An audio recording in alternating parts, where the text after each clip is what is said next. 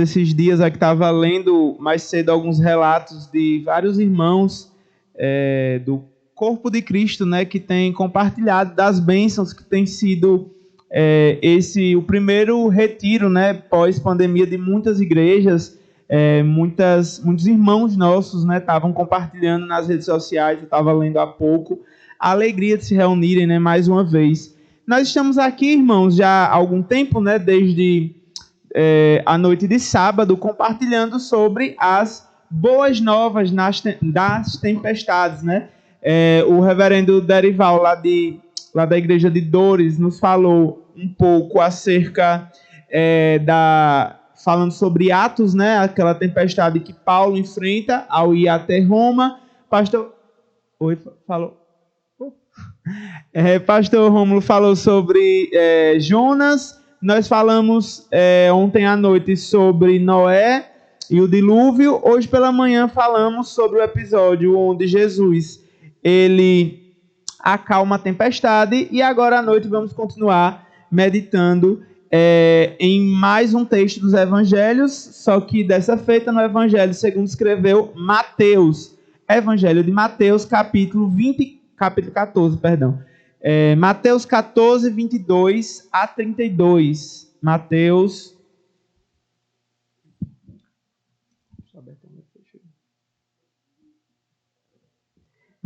14. Não, hoje esqueci.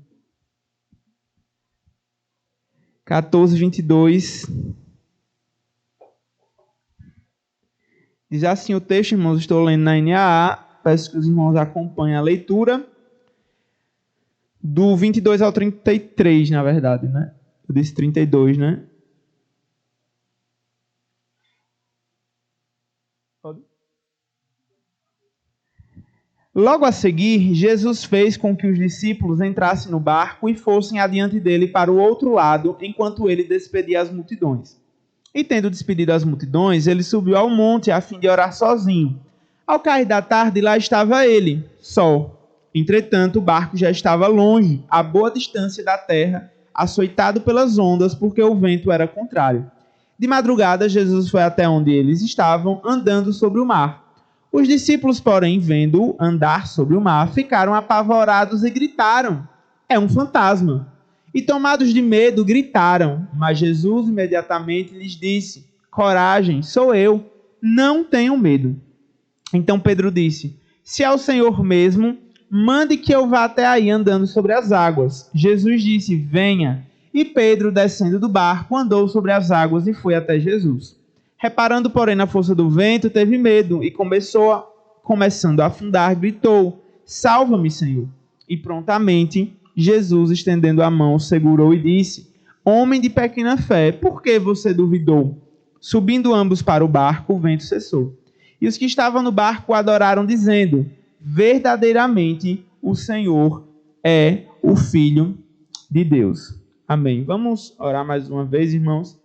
Senhor, nós te agradecemos, Pai, pela tua palavra. Te agradecemos, Senhor, porque tudo que o Senhor faz é bom. Te agradecemos, Senhor, porque tudo coopera para o bem daqueles que amam a Deus, daqueles que são chamados segundo o seu propósito, Pai.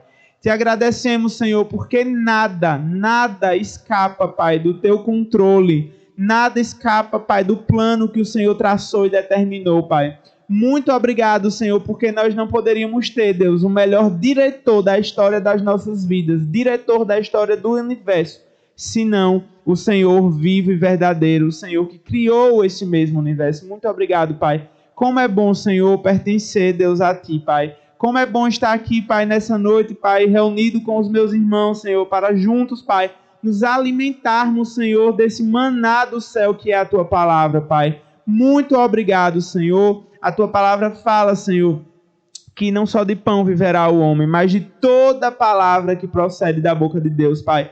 Ela não fala, Senhor, que nós não precisamos de comida, ela não fala isso, mas ela fala que mais do que nós precisamos de comida, nós precisamos nos alimentar do Senhor, Pai.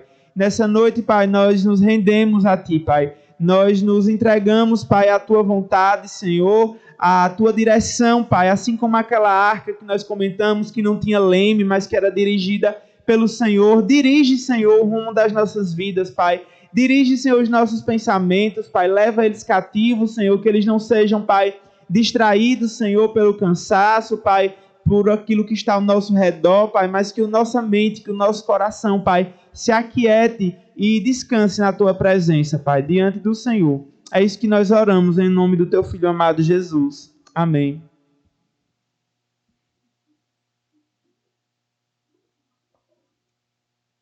Irmãos,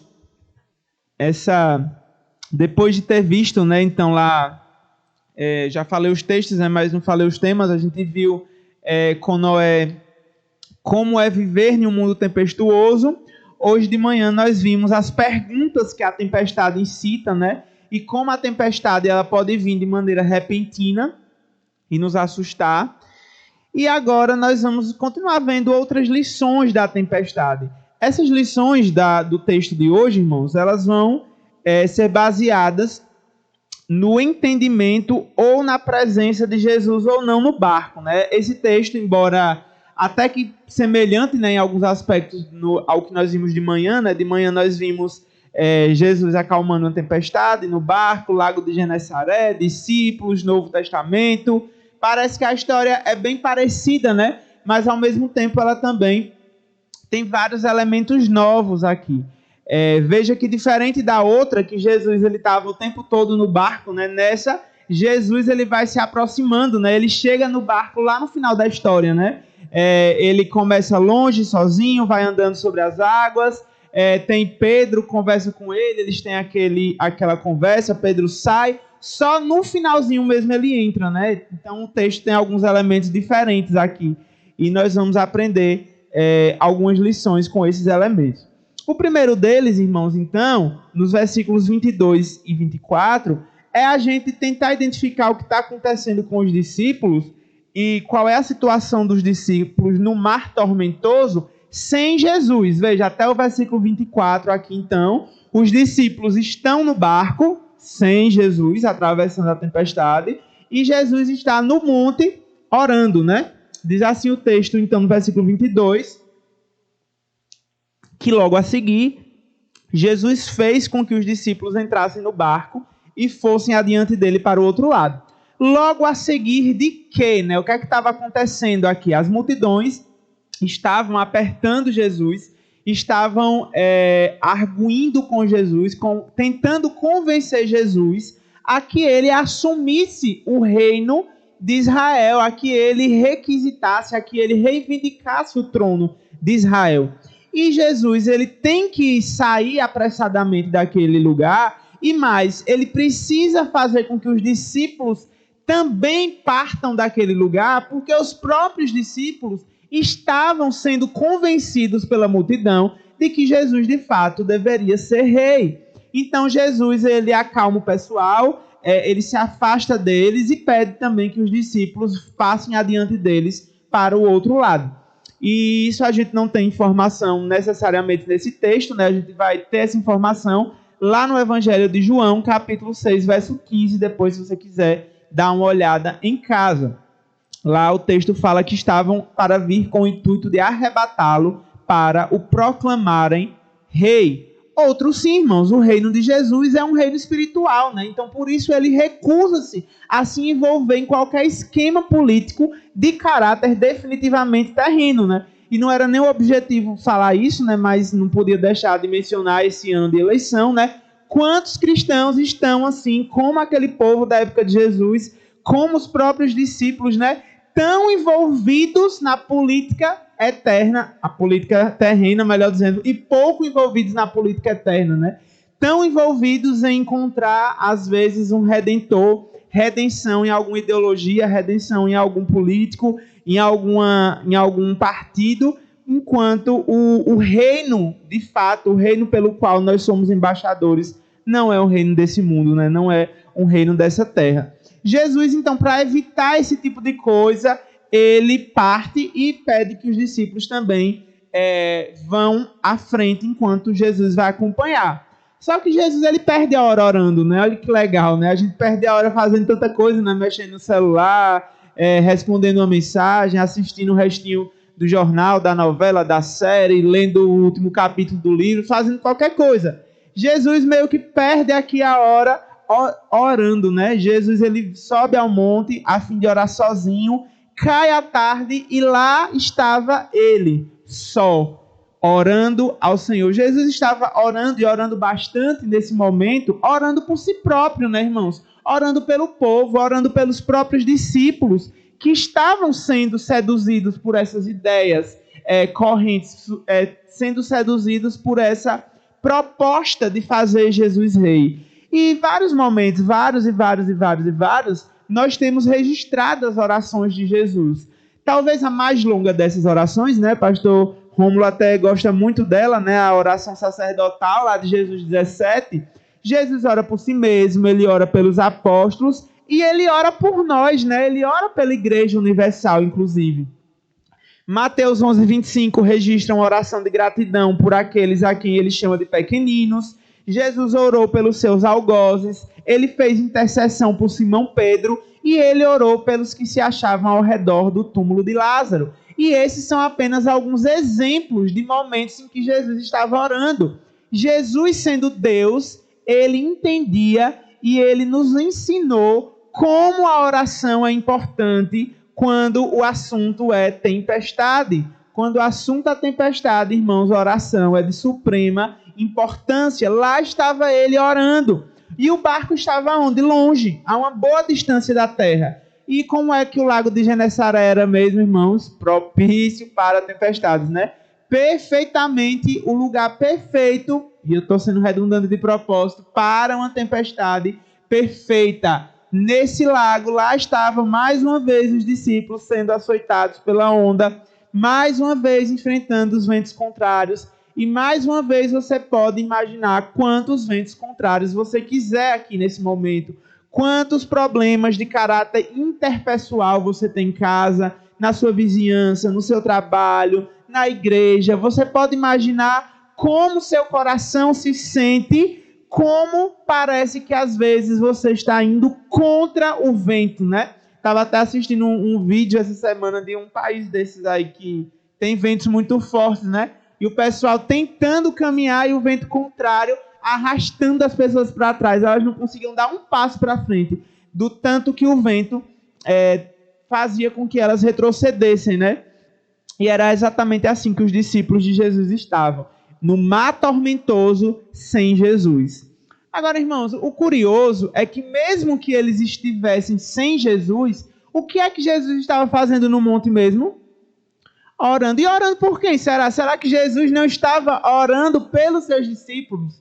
Vocês percebem que mesmo quando parece que Jesus não está no barco, né?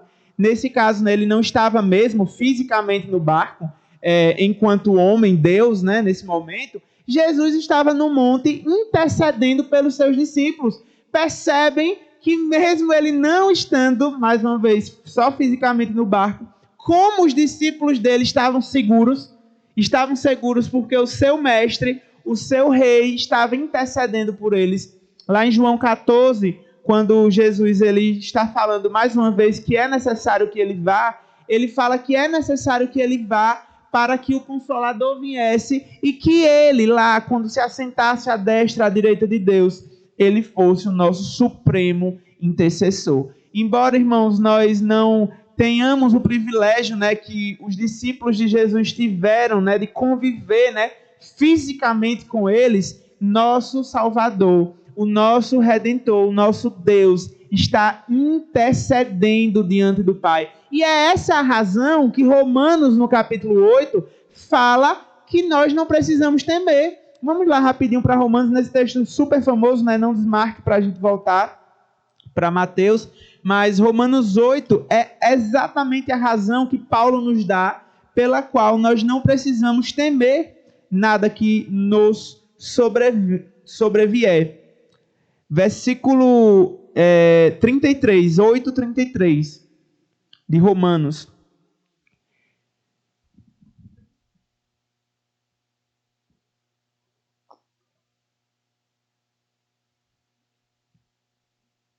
Quem tentará acusação contra os eleitos de Deus?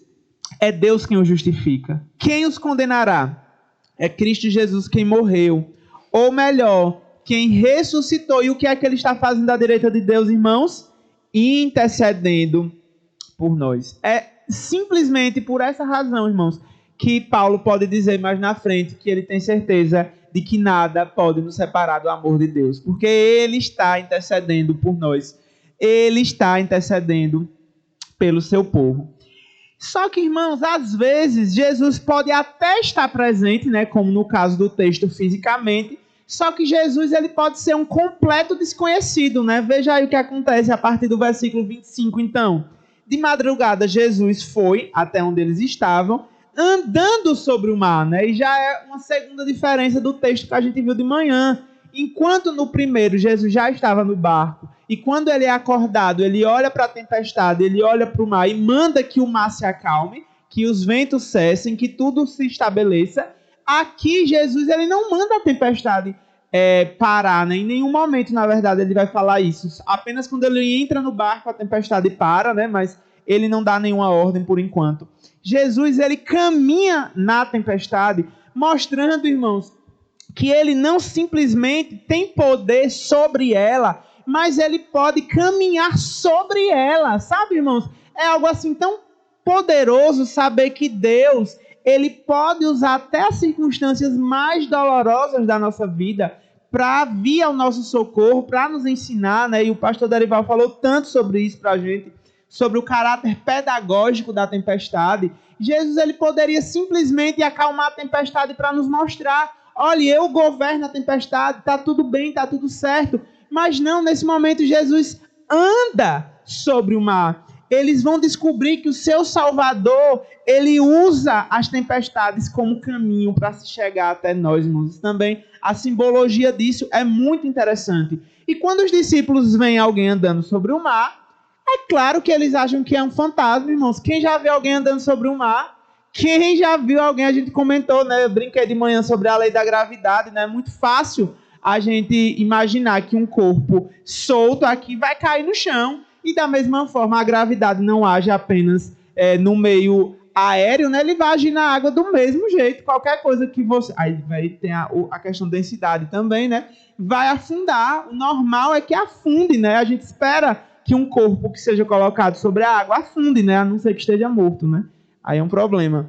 Mas é claro que os discípulos olham para essa pessoa, para esse ser que está caminhando sobre as águas, ficam apavorados e gritam: é um fantasma.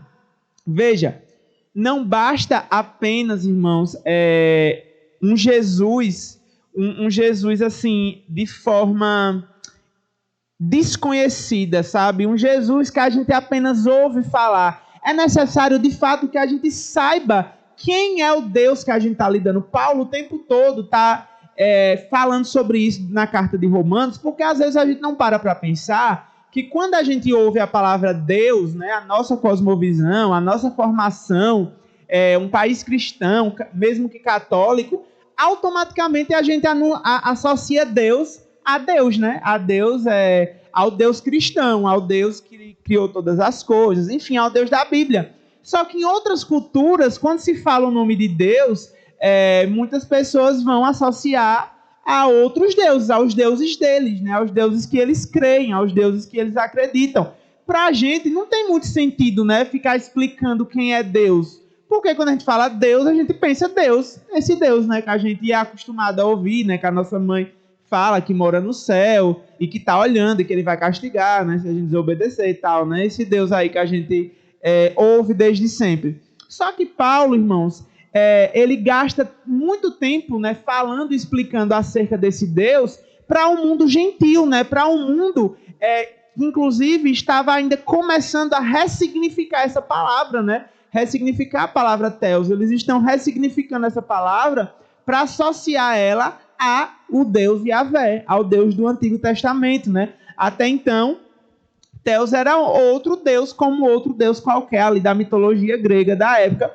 E Paulo, ele então ensina ao povo quem que é o Deus de verdade, o Deus que ele está falando. Um Deus que não poupa o seu próprio filho, né, irmãos? Mas por todos nós o entregou. Um Deus que não está de brincadeira, um Deus que não é feito por mãos humanas. Não é um Deus que nós podemos controlar, mas é um Deus que controla todas as coisas, que caminha sobre o mar. E nós precisamos conhecê-lo, irmãos, porque o Deus errado, Jesus errado, não salva. Nós precisamos conhecer o Jesus certo. Nós precisamos ter um entendimento de quem ele é de fato, né? Quando Jesus está falando ali na última Páscoa, na última vez que ele vai a Jerusalém, ele declara: aquele que tem sede, do seu interior fluirão rios de águas vivas. Aquele que, melhor dizendo, antes disso, ele fala: aquele que crê em mim, como diz a Escritura. Percebem que a gente tem que crer no Deus da Escritura. Nós precisamos conhecer o Deus revelado na palavra. Nós precisamos conhecer esse Deus. Eu sempre cito isso porque eu achei bem interessante quando eu vi, não sei se Lara, talvez Lara, acho que de todas aqui pode ter assistido aquela série Deuses Americanos. Não sei se assistiu.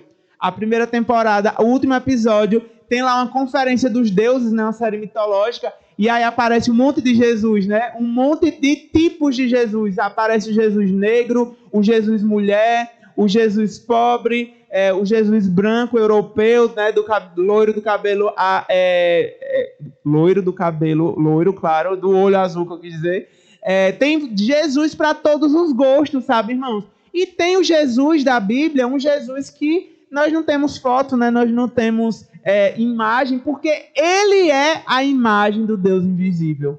Ele é o primogênito de toda a criação, né? Por isso que nós não temos nenhuma imagem, não foi permitido, não foi da vontade de Deus que existisse uma imagem, né? Que nós conhecêssemos essa imagem de Cristo.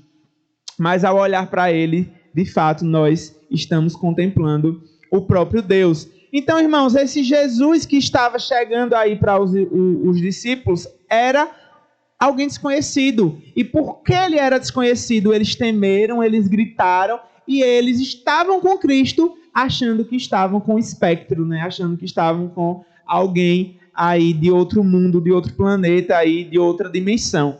Só que agora Jesus ele se faz conhecido, ele se aproxima e veja que não é ninguém que reconhece ele, né? Ele mesmo se apresenta, ele mesmo diz quem ele é. Versículo 27, ele anima aquelas pessoas e fala: coragem, sou eu, não tenham medo, sou eu, o mesmo Senhor que os escolheu para que vocês fossem os meus discípulos. O mesmo Deus que tem guiado vocês nessa caminhada, que deu inúmeras provas do meu amor, sou eu, não tenham medo, não tenham medo. Esse não temam de Jesus, ele está bem firmado e ancorado no seu poder sem limites, no poder daquele que acalmou a tempestade, no poder daquele que anda sobre a tempestade. E aí a gente entra em uma parte do texto, né, que eu já ouvi e que já desperta um pouco de polêmica, mas eu vou fazer parte do grupo que vai defender Pedro nesse momento, né? Se você não gosta aí da atitude de Pedro, sinto muito, mas eu vou dar as minhas razões pelas quais eu fui convencido, estudando o texto, que Pedro aqui ele não agiu simplesmente com dúvida, né? Ele não agiu simplesmente com insubmissão ou com irreverência, né, quando ele pede para andar sobre as águas. A gente está acostumado, irmãos, e a gente deveria estudar isso melhor, e o grego, então, aí se a gente for para a língua mesmo original, aí é outro mundo, né, mas nem precisa ir para a língua original, vamos para a nossa língua mesmo, né? Se a gente já soubesse português direitinho, já ajudava bastante. Essas condicionais que começam com si, a gente, né? E eu estou dizendo a gente porque eu também me enquadro nessa, nunca gostei muito assim de muita regra, né, de língua portuguesa, nunca foi assim muito meu forte, né, língua portuguesa em detalhes, mas a gente aprende muito assim de forma muito geral, né, que o se vai indicar uma dúvida, né, vai indicar uma possibilidade. Por exemplo, não sei se vou, não sei se fico, né, eu não sei se isso vai ser bom para mim, né. Esse se normalmente é um se que vai demonstrar uma certa dúvida, né? Vai pôr em xeque, né, alguma coisa. Então, quando a gente faz uma primeira leitura, parece que o que Pedro está dizendo realmente é se é o Senhor mesmo, né? Eu não estou acreditando muito, né? Eu estou aqui, mas se for o Senhor, prove que é o Senhor, né? Quando a gente lê esse texto, uma primeira leitura rápida, parece que Pedro está querendo que o Senhor prove que ele é o Senhor de fato. Mas, agora eu deveria até ter dito onde foi que eu me baseei e eu não anotei aqui a referência bibliográfica. Mas eu tenho quase certeza que foi o Cassman que ele fez um estudo aí da língua original, que eu não vou trazer para cá, mas o que Pedro está querendo dizer aqui no frigir dos ovos, irmãos, é que ele está dizendo bem assim: Senhor, já que é o Senhor, eu também quero experimentar desse milagre. O que Pedro está afirmando é uma afirmação. O que Pedro está afirmando é uma afirmação, óbvio, né? Na verdade, o que Pedro está fazendo é uma afirmação, não é um questionamento, não é duvidando.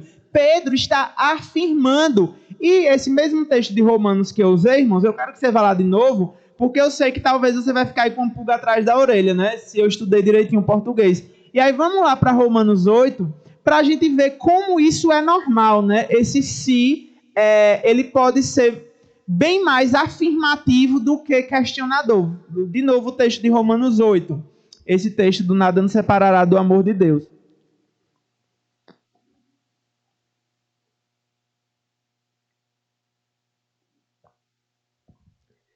Veja aí o versículo 31 de Romanos 8. Paulo falando: que diremos então à vista dessas coisas? Se Deus é por nós, quem será contra nós, irmãos? Paulo estava aqui em algum momento questionando o fato de Deus ser por ele. Vocês acham que o que Paulo está falando aqui, quando ele fala, se Deus é por nós, ele está questionando se Deus de fato era por ele? Vocês acham que é isso que Paulo está falando? Claro que não, irmãos. Paulo está aqui enfaticamente afirmando: Deus é por nós. E porque Deus é por nós, quem será contra nós? Está vendo como é possível a gente usar o se para afirmar alguma coisa, em vez de negar? É porque a gente não está acostumado com um discurso muito indireto, né? A gente não gosta dessa forma de falar, né? De uma forma de falar meio dúbia, né? Meio assim, como se fosse uma figura de linguagem, né? E é uma figura não é uma figura de linguagem.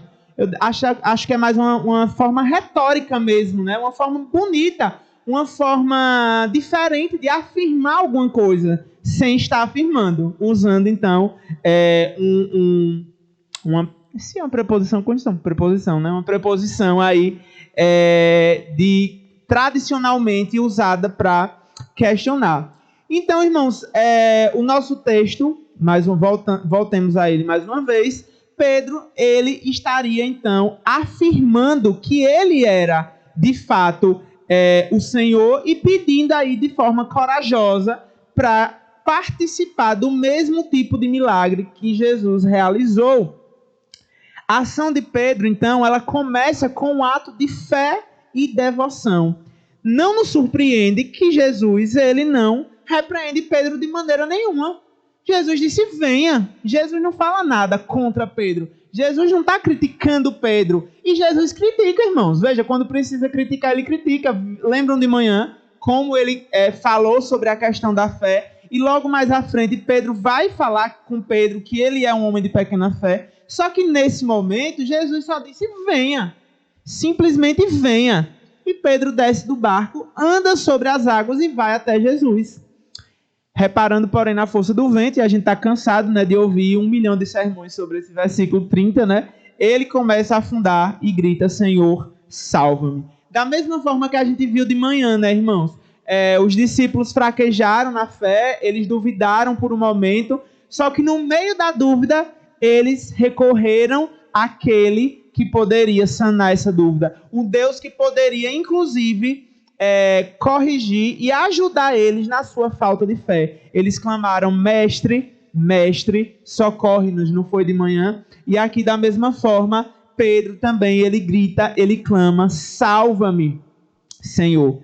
O que foi que aconteceu com Pedro, irmãos? O texto não fala, né? O próprio Jesus, ele pergunta, fala que ele repara na força do vento, né? Claro, é muito óbvio a parte que ele teve medo, né, da tempestade e o fato dele estar andando sobre algo que era menos denso do que o corpo dele. Só que quando Jesus ele pergunta, homem de pequena fé, por que você duvidou? Mais uma vez, Jesus ele não estava perguntando por causa de que Pedro duvidou. É claro que Pedro duvidou por causa da tempestade e bararabererê. O que Jesus queria que Pedro refletisse era qual foi o ponto da sua dúvida, Pedro. O que é que você precisa aprender de mim, ainda que você talvez não tenha aprendido, para que a sua fé seja mais firme, né? Para que você não seja mais para que você não seja tão inconstante e seja mais constante. E quando eu estava pensando sobre essa inconstância, irmãos, eu disse, meu Deus, como eu sou Pedro, né? Como Pedro, irmãos, ele representa tantos de nós nos seus picos, né, de fé e de dúvida, de fé e de dúvida, de fé e de dúvida. Agora, Pedro, eu disse bem assim, Senhor, será que eu sou mesmo como Pedro? Porque Pedro se superou, né? Eu quero ir até o Senhor. E Jesus se vem e ele anda. E mal ele não chega em Jesus, ele começa a duvidar de novo, né? Muito rápido. Como Pedro vai da fé ousada, né? Da fé que diz, eu quero experimentar daquilo que o Senhor está experimentando, para começar a afundar em dúvidas. Como a gente é assim, irmãos? Como às vezes a gente é capaz de ter fé tão grande para algumas coisas e como a gente é capaz, na mesma proporção, de perder essa fé tão rápido, né? Quando dá um passo depois daquele momento. A dúvida, a hesitação penetra o coração de Pedro e por um instante ele desviou os olhos de Jesus, desviou os olhos do objeto da sua fé e começou a afundar. E eu comecei a pensar também, para só Pedro não ficar com essa fama, né, de inconstante, com essa fama de alguém que vacila na fé, eu pensei na história de João Batista. Automaticamente me veio também aqui a lembrança de João Batista, que tinha tanta certeza, né, que afirmava tão categoricamente, eis aí o Cordeiro de Deus que tira o pecado do mundo, eis aí aquele de quem eu não sou digno de desatar as correias dos pés, eis aí aquele que vai batizar com fogo, com espírito e com fogo, mas que é preso e fica ali na prisão, refletindo, e diz, espera aí, mas será que eu errei? E manda, então, os discípulos irem até Jesus e perguntar, és tu mesmo aquele que deveria vir, ou a gente ainda precisa aguardar outro? Ou eu ainda vou ter que preparar o caminho desse que vai vir? Era o Senhor ou não era? O próprio João Batista, né, irmãos? Aquele de quem Jesus disse que não houve outro tão grande quanto ele, nascido de mulher tão grande como João. Mas João também vacilou, também duvidou, também foi inconstante na sua fé. E, irmãos, de manhã nós vimos sobre as perguntas que a tempestade ela incita. Só que agora a gente vê aqui no finalzinho desse texto as respostas que a tempestade traz. De manhã nós vimos as perguntas que ela nos traz e no finalzinho do texto nós vamos ver agora a resposta que as tempestades nos trazem. E é a principal resposta, irmãos, que nós precisamos obter, está aí nesses versículos finais, versículos 32 e 33.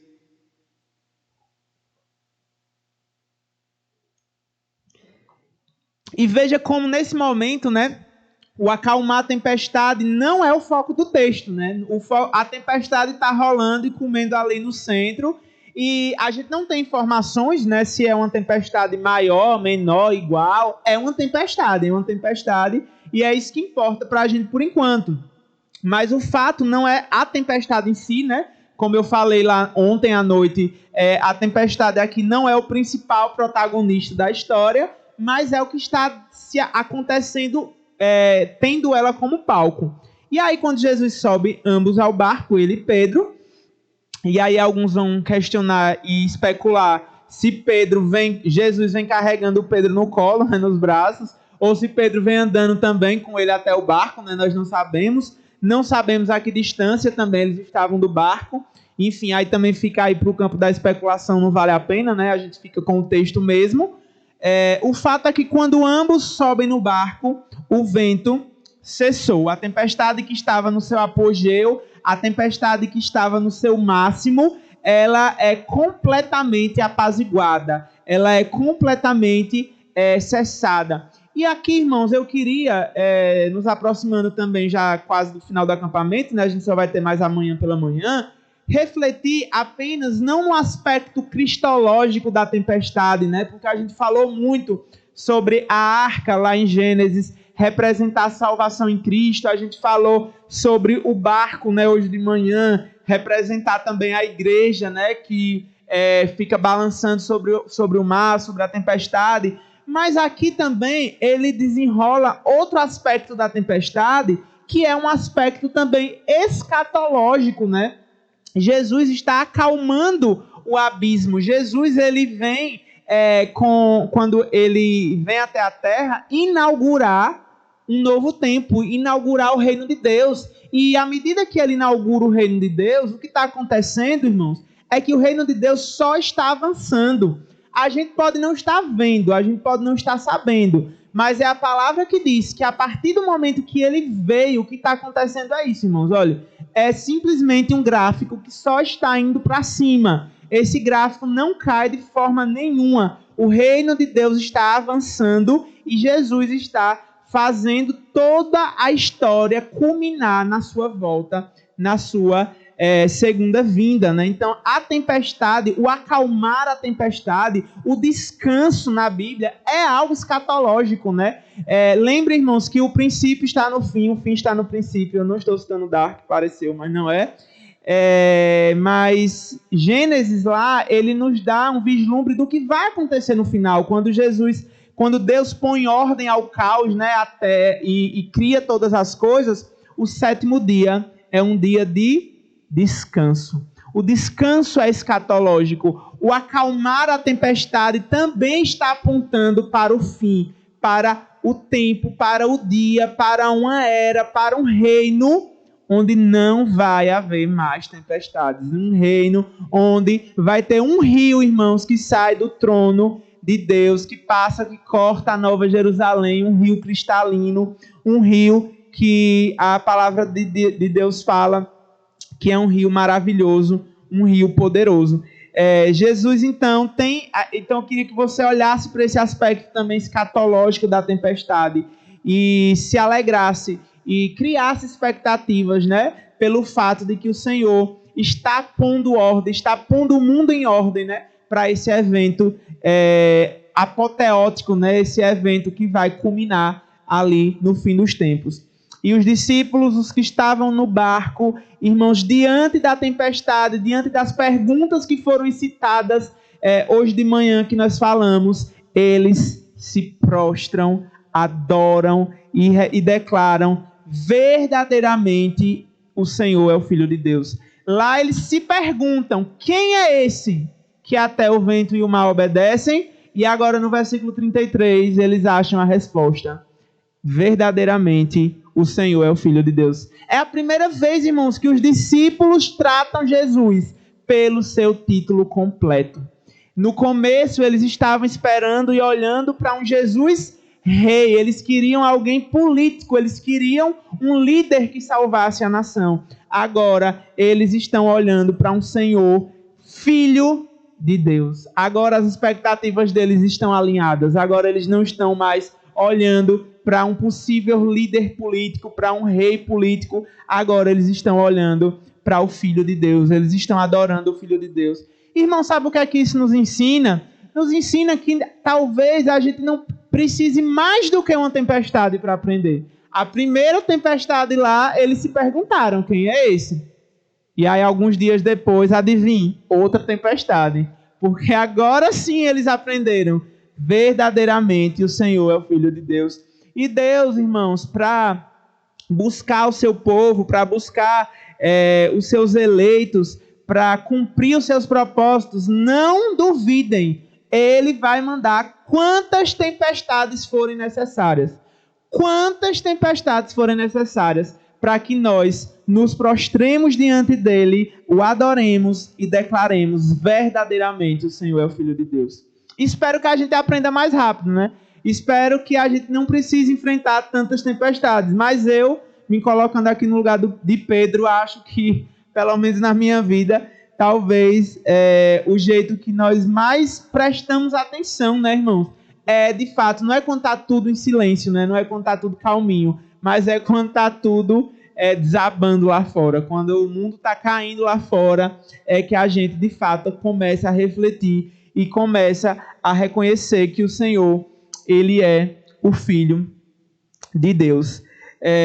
Que o Senhor possa nos abençoar, irmãos, que o Senhor possa fazer com que nós o reconheçamos como o único Senhor e Salvador das nossas vidas em meio à tempestade. Que as tempestades das nossas vidas sejam oportunidades para nós reconhecermos o caráter dele, reconhecermos a sua bondade, reconhecermos o seu amor, reconhecermos que o nosso Deus, ele é um Deus que de fato salva aqueles que o buscam, aqueles que procuram por eles, aquele que vem a mim, o Senhor Jesus disse, de maneira alguma eu lançarei fora. Vamos nesse momento cantar ao Senhor, né, com alegria, falar, declarar a Ele que por mais que o mar possa submergir, mas a mão dele sempre está ali, pertinho de nós, irmãos, a nos socorrer, pronta a nos socorrer. Vamos cantar ao Senhor com alegria, então, essa canção, e depois o pastor Rômulo vai orar, encerrando e impetrar a bênção para a gente. Vamos cantar ao Senhor, irmãos.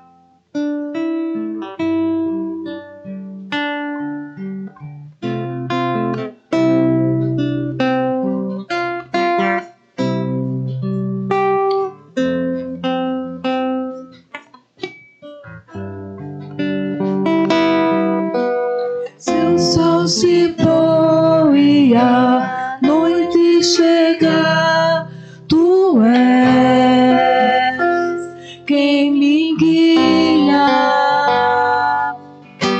Se a tempestade me alcançar, tu és meu abrigo. Se o mar me submergir, a tua mão me traz a tona pra respirar e me faz andar sobre as águas.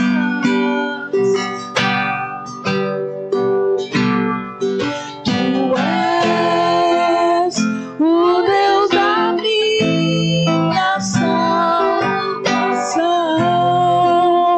és o meu dono, minha paixão, minha canção e o meu louvor.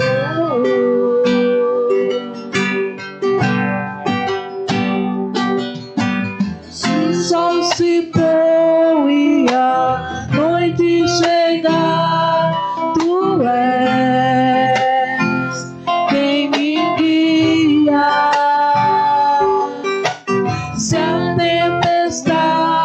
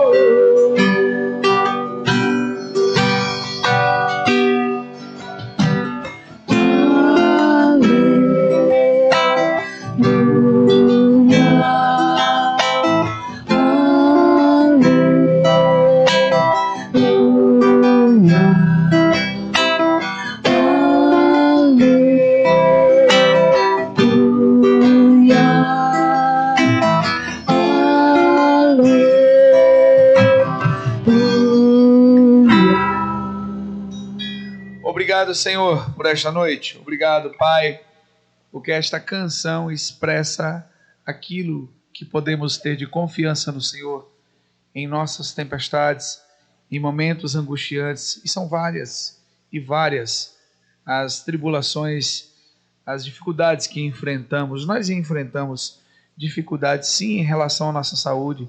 Há momentos que nós estamos debilitados fisicamente, mas também emocionalmente. Há momentos, ó Deus, que nós achamos que vamos padecer espiritualmente quando não encontramos forças para buscar o Senhor. Há momentos também, ó Deus, que nós passamos por dificuldades em nossos relacionamentos, em nossas famílias, em nossos empregos, em questões financeiras, mas o Senhor é o mesmo que está lá, sempre a nos socorrer.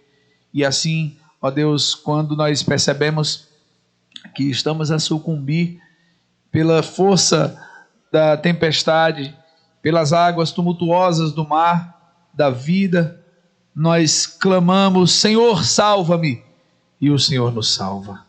O Senhor é aquele que nos socorre. A tua palavra nos diz que o mesmo Deus que deu o seu Filho, que não poupou o seu Filho por nós, porventura também não nos daria com ele todas as coisas.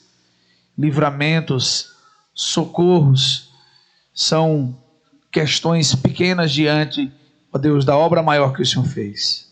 Então, Deus, sustente-nos, fortaleça-nos. Nós carecemos do Senhor, nós precisamos do Senhor, nós rogamos ao Senhor: socorre-nos, Deus, para a glória do teu nome e para benefício da tua igreja e do teu povo. Em nome de Jesus, nós oramos agradecidos. Amém. Receber a bênção, irmãos. Que a graça do nosso Senhor e Salvador Jesus Cristo, o amor de Deus, o nosso Pai, a comunhão e as consolações do Espírito Santo sejam conosco e com todo o povo de Deus espalhado pela face da terra, hoje e sempre. Amém. Podem sentar ligeiramente, irmãos.